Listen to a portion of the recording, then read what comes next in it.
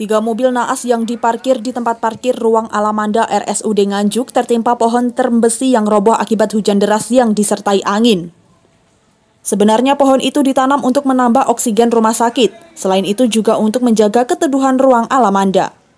Robohnya pohon yang diduga karena akar pohon tak kuat menahan hembusan angin, hingga pohon yang berdiameter 15 cm dengan ketinggian 10 meter roboh dan menimpa 3 mobil yang sedang parkir. Juwadi, juru parkir RSUD Nganjuk mengatakan kejadian pohon roboh disebabkan angin kencang yang disertai hujan dan menimpa 3 mobil. 3 mobil mengalami rusak ringan. Jam setengah 3-an ada hujan lebat sertai angin kencang di RSUD Nganjuk.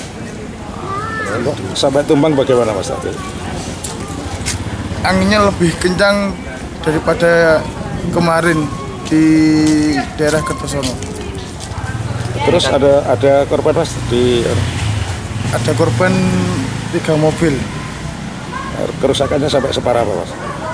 Kerusakannya nggak seberapa parah, itu parah. 3 mobil masing-masing 2 mobil Innova bernomor polisi AG 1925VI dan W931RL dan 1 mobil Honda Brio bernomor polisi AG 1175VS. Saat ini petugas BPBD yang dibantu masyarakat berusaha menebang pohon tersebut. Dari Nganjuk, Haryadi Swandito, GRTV.